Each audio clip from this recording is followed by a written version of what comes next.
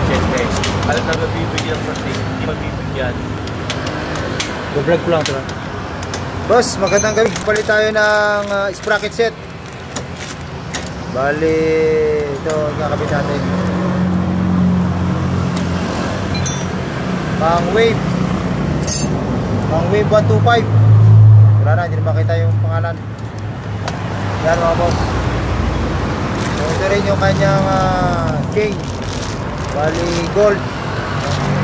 Ito yung kanyang engine sprocket.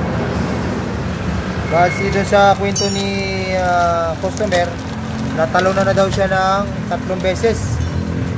So nag-decide siya na magpalit na isang set. Kasi yung kanyang sprocket, yan o, makikita nyo, matulis na o. Yan. So nagpalit na si sir ng kanyang sprocket. Bali bago na. Bali ito ay wave na 100 CX 100 na Honda CX 100.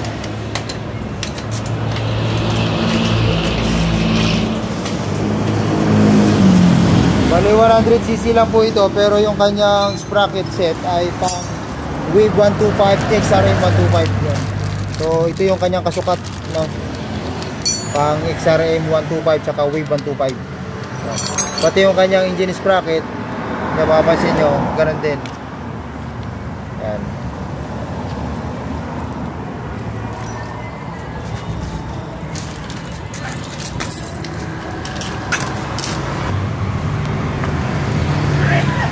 Bali, yan boss, oh, yan oh. XRM Wave 125. Pwede rin sa FI na Wave. XRM. Yan.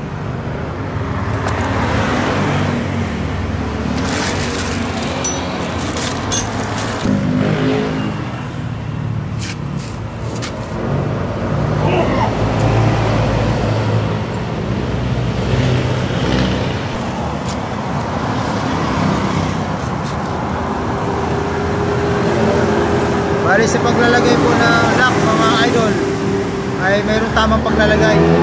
Yan, mapapansin nyo, lock yung kanyang nakabuka na ano, pag ganyan po lagay, huwag pong pabaliktad.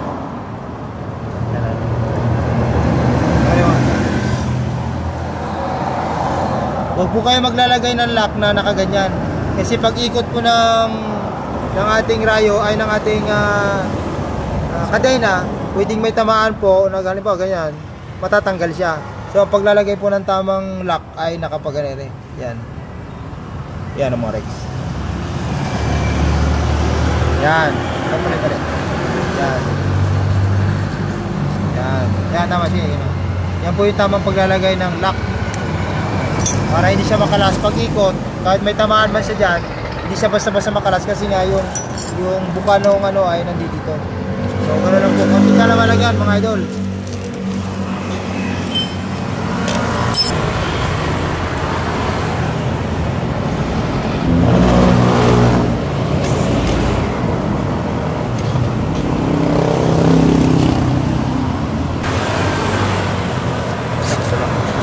Sa mga boss, dagdag na rin natin, no?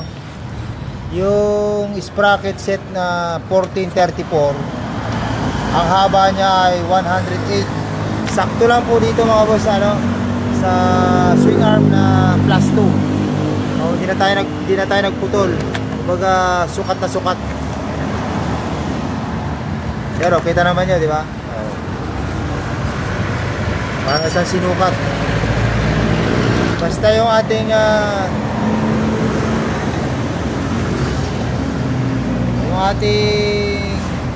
engine sprocket saka rear sprocket ay 1434 saka 108 yung haba niya. Sakto po siya sa naka swing arm. Sakto lang po siya mga boss.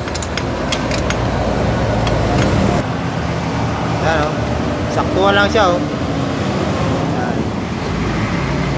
Okay. Yun lang mga boss. Maraming salamat.